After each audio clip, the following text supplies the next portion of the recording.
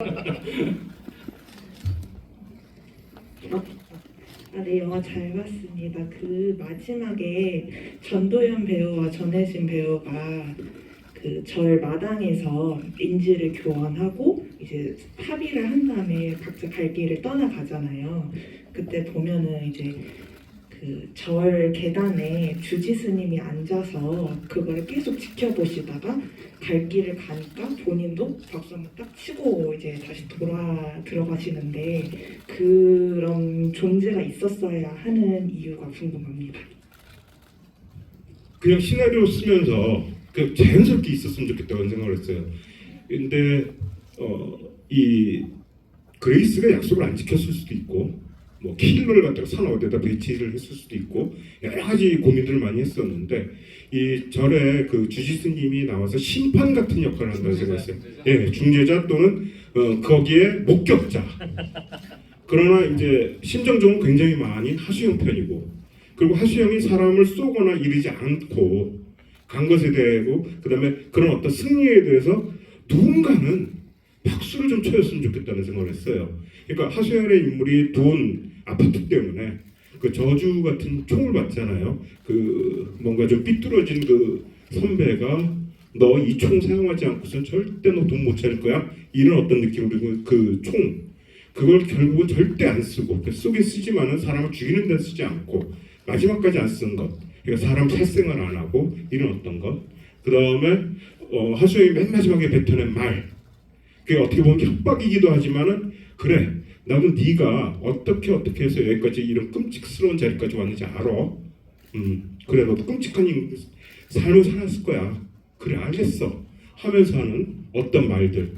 거기에는 어떤 연민도 표현되어 있지만은 순전히 연민만 아니라 약간 협박도 있는 거잖아요. 그런 어떤 말들 이런 것들에 대해서 그 스님께서는 하수영 판정승 뭐 이런 느낌 있잖아요. 그걸 꼭 주고 싶었어요. 근데 그걸 뭐 쓰면서 그냥 자연스럽게 이렇게 나왔다는 생각이 좀 들거든요. 네. 근데 그게 그 감독님 얘기 들어보니까 희정이 그 얘기하잖아요. 어떻게 그 과거에 대해서 내가 더 이상 네 아픈 과거를 가지고 이용하지도 않고 그렇게 하진 않겠다라는 얘기가 되게 좋았던 게 그게 과거를 가지고 그러니까 남의 약점을 가지고 사실은 그런 게 제일 비겁한 거라고 생각을 하는데 그렇게 이야기를 해줘서 그런 와중에도 사실 더 흔들 수도 있고 돈을 더 받을 수 있는데 약속한 그만큼 나한테 약속한 만큼이 필요했고 그것만 받으면 나는 진짜로 더 이상 너희들 앞에 안 나타날 거야. 예전에 너희 갖고 있었던 아픔들이나 뭐 여러 가지 약점들은 더 이상 이야기하지 않을 거야. 나도 그러고 싶지 않아라는 이야기를 하는 것 같아서 좋았었던 것 같고 저도 사실 똑같은 궁금증이 있었어요. 그 준배형님은 왜 거기 있었나. 근데 이제 지금 그 질문으로 대답이 좀 된 것 같습니다. 네, 또 다음 질문 있습니다. 여기 두 번째 줄. 이거 영화 두 번째 보는 건데 감독님이 생각하시기에 그 돈의 그 가치가 어떤 느낌으로 그 돈의 가치를 생각해서 그렇게 그 7억도 그렇고 아파트도 그렇고 설정을 하게 되셨는지 좀 궁금했습니다. 그 내 몸 누일 수 있는 방 한 칸하고 그 다음에 내가 고생하고 이런 것들 그거 갖고 앞으로 내가 무엇을 하고 살건 약간의 몇 년간의 생활 정착 자금 이런 생각을 해서 그거 갖고 100년 만년 살 수는 없는 거잖아요. 그러니까 대가 아니 그 전에 더 중요한 거는 니들이 7억 준다 그랬잖아. 그럼 그걸 줘. 더 주는 것도 아니고 덜 주는 것도 아니고 니들이 말한 그거 그대로 지켜줘의 의미가 더 세죠. 네. 근데 그러면 마지막에 제가 좋다라고 했었던 그 돈다발을 그 5만 원짜리 돈다발을 줬는데도 거기서 5만 원만 빼가잖아요. 그러니까 그게 같이 연결이 되는 얘기네요. 니네가 주기로 한 그 돈만 줘. 감독님은 7억과 15억이 되는 아파트가 있으면은 노후자금이나 이런 거. 노후자금이 아니라 하수영이 그 나이가 38에서 9이라고 생각했고 출소한 다음에 40에서 41 정도라고 생각을 했는데요. 그거 갖고 노후를 보낼 수는 없죠. 그러니까 하수영이 이제 경찰 일을 안 하겠죠. 그렇다면은 최소한 내가 무엇을 해먹고 살던 약간의 정착 자금 있잖아요. 그걸 좀 생각해 보세요. 고맙습니다. 아니 아까 감독님 얘기하신 그게 어떤 의미적인 은유적으로 표현한 거지. 저는 지금은 농담입니다. 네, 죄송합니다. 이제 또 뵙겠습니다. 저기 생수병 들고 계신 분.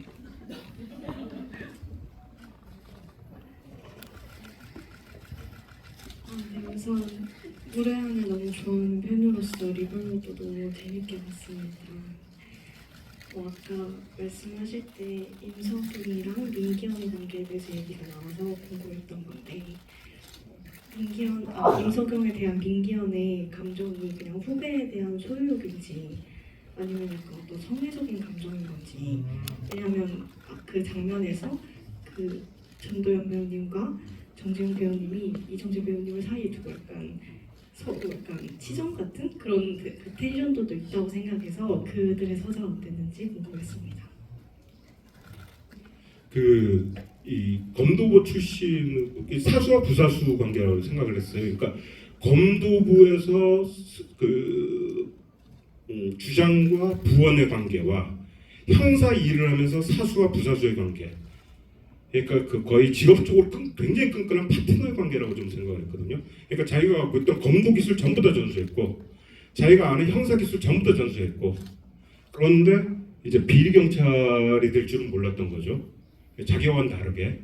그러니까 사람에 대한 실망 때문에 예. 그러니까 감독님 얘기한 좀 그 인터뷰에서 보면 가장 그 죄를 지었을 때 제일 먼저 무너지는 게 믿음이다라는 이야기를 한 것처럼 사람에 대한 믿음이 무너졌기 때문에 그거에 대한 배신감 때문에 그렇게 얘기를 한 거죠. 그러니까 집착하는 게 어떤 좋아하는 사이, 뭐 사랑하는 사이 이런 게 아니라 그리고 또 그랬을 때 이 사람이 병에 걸렸고 죽기 얼마 직전이니까 굉장히 삐뚤어져 있고, 아니, 어떤 분들은 굉장히 좋은 어떤 말년, 그러니까 죽기 전까지 이렇게 되지만 또 이분 같은 경우 너무 강직하게, 너무 검도부 검도 선생으로서 너무 강직하게 살다 보니까 이 죽음 앞에서 굉장히 더욱더 삐뚤어지는 그런 분들도 많다고 하더라고요. 그리고 그런 캐릭터로 생각을 했는데, 그런 어떤 민기현과 임석영의 관계는 그것이 틀어진 걸 갖다가 하수영 쪽에다가 이 삐뚤어지니까 망상으로 하수영을 자꾸 원망을 해버리는 그런 쪽의 상황이었다는 생각을 했습니다.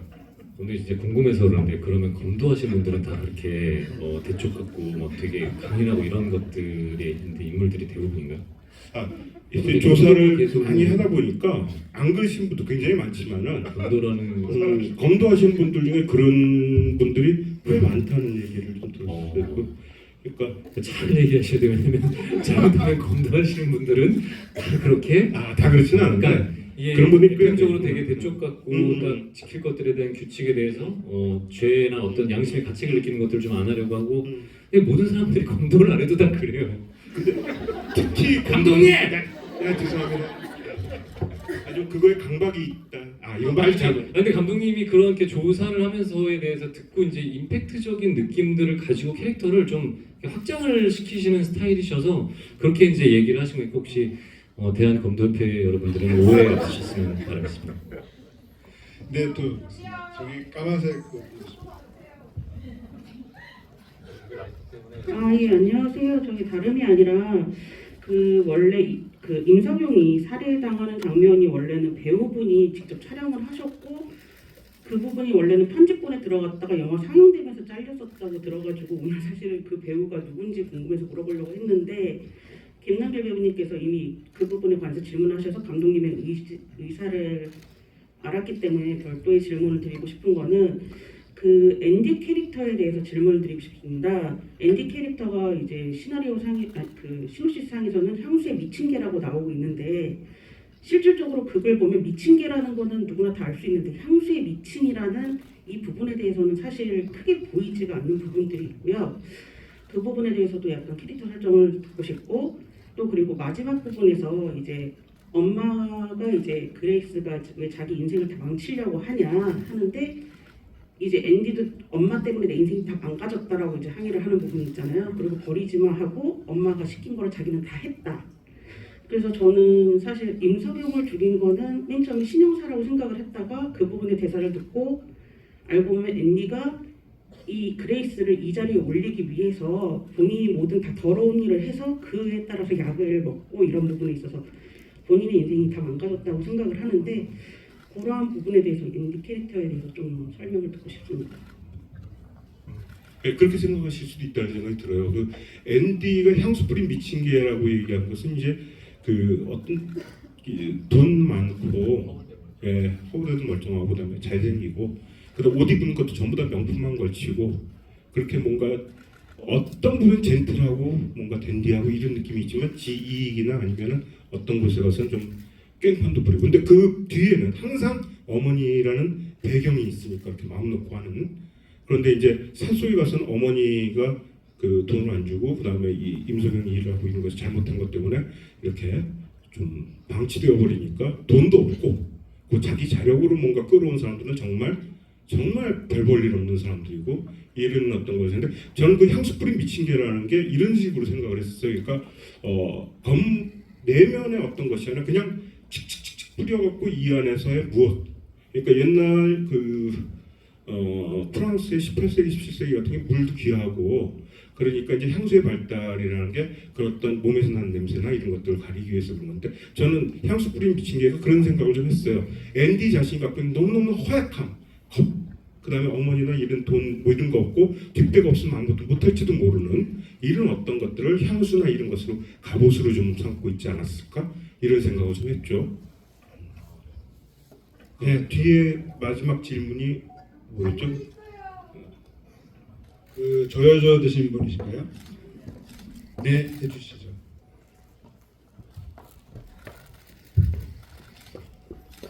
여기 지금 시선이 쏠려 있거든요.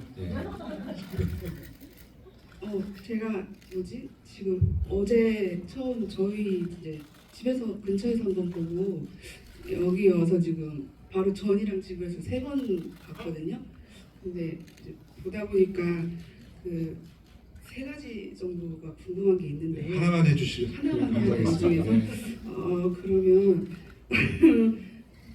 그 보니까 영화 내에서 황정비라는 인물은 아예 처음부터 그냥 메커핀처럼 등장도 하지 않게 이렇게 설정을 하셨다는 것을 알 수가 있었는데 그 이정재 배우님 역할도 제가 볼 때는 약간 메커핀이 아닌가 하는 생각이 들어 그냥 두 번째 보면서부터는 좀 그랬거든요. 처음 봤을 때는 뭔가 나와서 하실 것 같은데 갑자기 죽어서 이게 뭐지? 이랬는데 두 번째부터 보다 보니까 이정재 배우님도 약간 메커핀 같은 역할인 것 같다라는 생각이 들더라고요. 근데 굳이 그 메커핀 역할을 이정재 배우님 같은 그런 좀 이렇게 누가 봐도 뭔가 할 것 같은 그런 배우님을 캐스팅하신 어떤 이유가 있으신지가 되게 궁금했어요.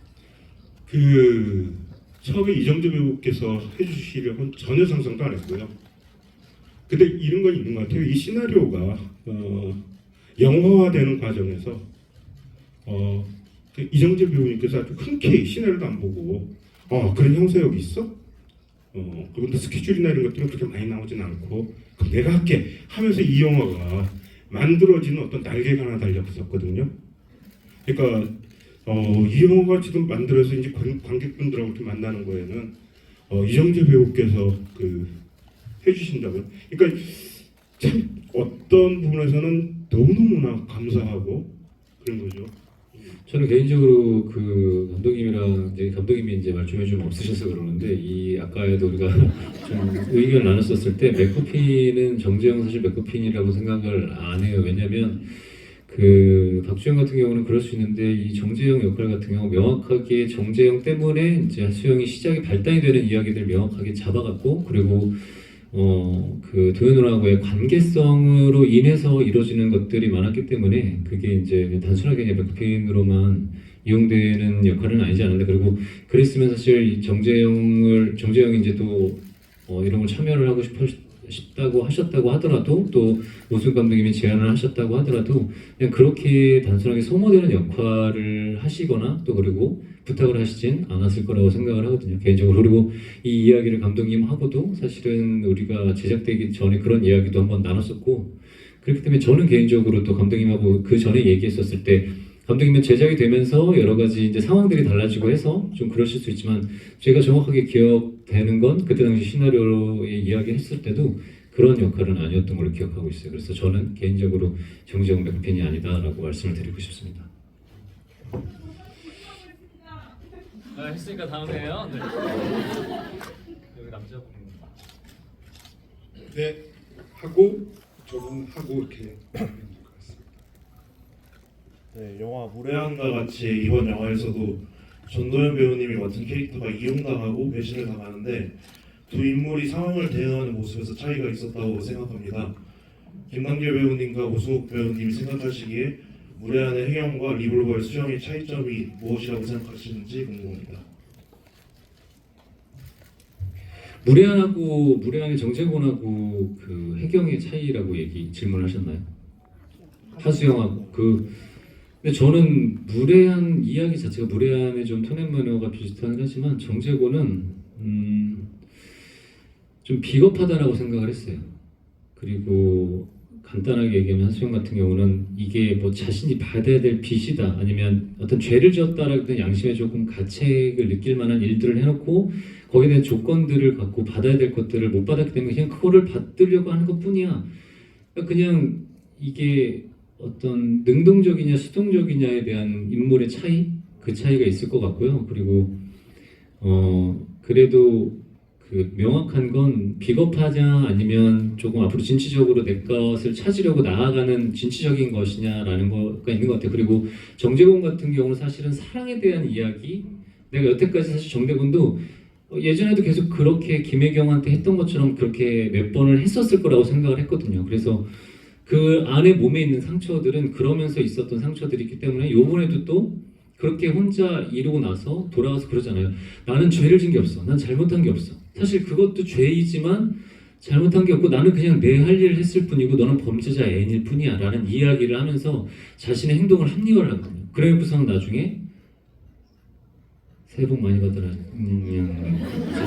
그런 것들에 대해서 그렇게 앞에서도 얘기할 수 없는 그런 비겁한 인물이라는 생각이 들고 제가 개인적으로는 리볼버에서의 수영 같은 경우는 그래도 정재곤보다는 조금 더 좀 자신 있고 진취적으로 자신의 길을 좀 찾아가려고 하는 그런 인물의 차이가 있다라고 저는 생각을 했고요. 감독 생각은 좀 더 다를 수도 있습니다. 그러니까 말씀해 주신 것은 이제 김혜경하고 하수영의 차이를 그러니까 질문하신 건가요? 네, 맞습니다. 예, 그치. 그러니까 이제 저는 조금 다른 쪽으로 좀 얘기를 하자면, 김혜경 같은 경우에는 그 수렁 속으로 계속 빠지면서 잘못된 선택들을 계속하는 그런 어떤 주인공이라 생각했어요. 그 안에서도 자기가 갖고 있는 긍지, 그러니까 자존심, 삶에서 어떤 무엇, 이건 정말 안 잃기 위해서 안간힘을 쓰는 그런 주인공이라고 저는 생각을 해서 그 김혜경을 갖다 했었고, 김혜경은 거짓말을 안 해요. 영화에서 절대. 그 김혜경이 거짓말을 하는 순간 그거 갖고 있는 자존심, 존엄 이렇게 다 무너진다는 생각을 했거든요. 하지만 그 수렁 속에 이제 빠져서 계속 빠져들어가는 어떤 그런 인물이라는 생각인데, 그런 인물에 대해서 시나리오를 쓰고 영화를 만들니까 다음번 할 때 어떤 주인공은 좀 그렇게 안 하고 수렁에서 계속 빠져나오려고 애를 쓰는 그런 주인공을 좀 하고 싶었어요.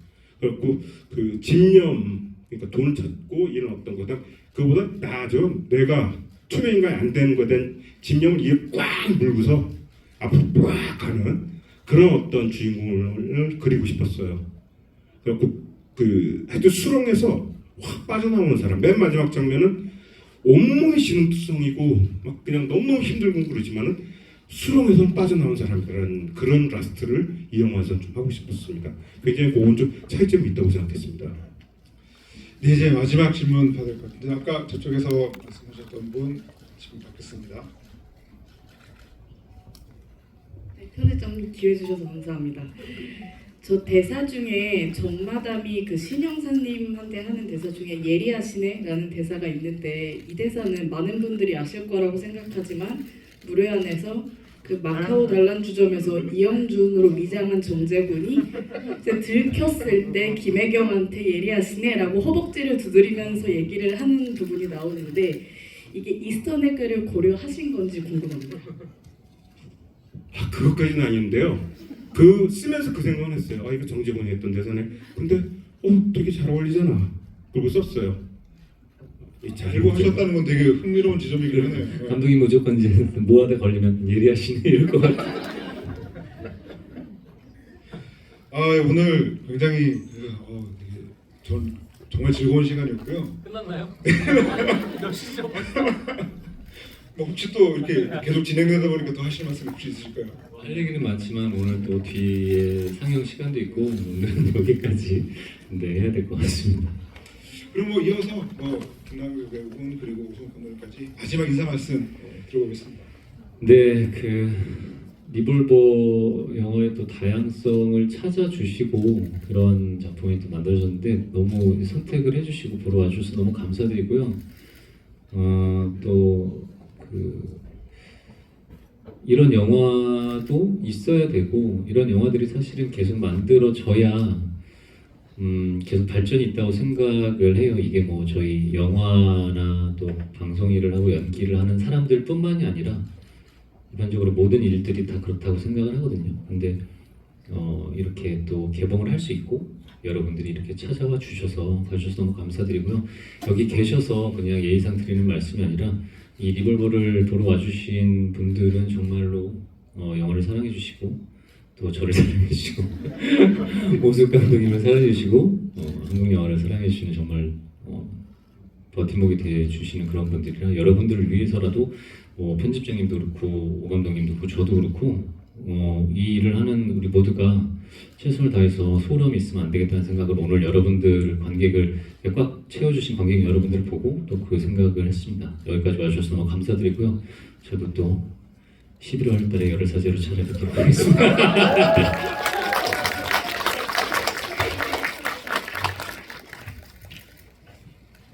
먼저 이제 김남길 배우님께서 여기 이렇게 와갖고 리볼버에 대해서 이렇게 말씀을 해주시는 이거 자체가 정말 너무너무 감동적이고 우정이라는 것 그리고 앞으로 더 잘해야겠다.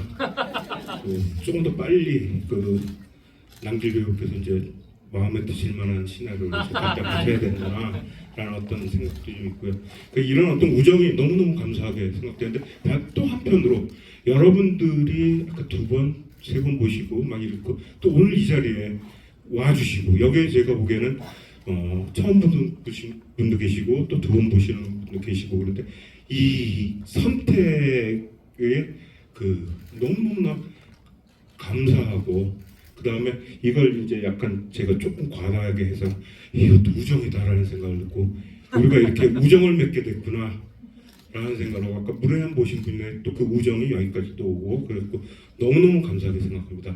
이 선택에 대해서 너무너무 감사하게 생각합니다. 고맙습니다. 오늘 왠지 돌아가셔가지고 무례한 한 번 더 보실 분이 너무 많으실 것 같아요. 사실 저도 약간 그런 생각이고요. 아무튼 오늘 너무 즐거운 시간 만들어서 감사드리고 그래도 마지막 또 이벤트라고 해야 될까요? 이 객석에 계속 앉아 주신 뒤에 2분이 이제 나가셔서 돌아서 단체 사진 찍도록 하겠습니다. 어디로 갈까요? 앉아요 여기? 아니요, 그냥 앞쪽에. 네, 여기 두 분 그냥 앉아주세요. 여기 그냥.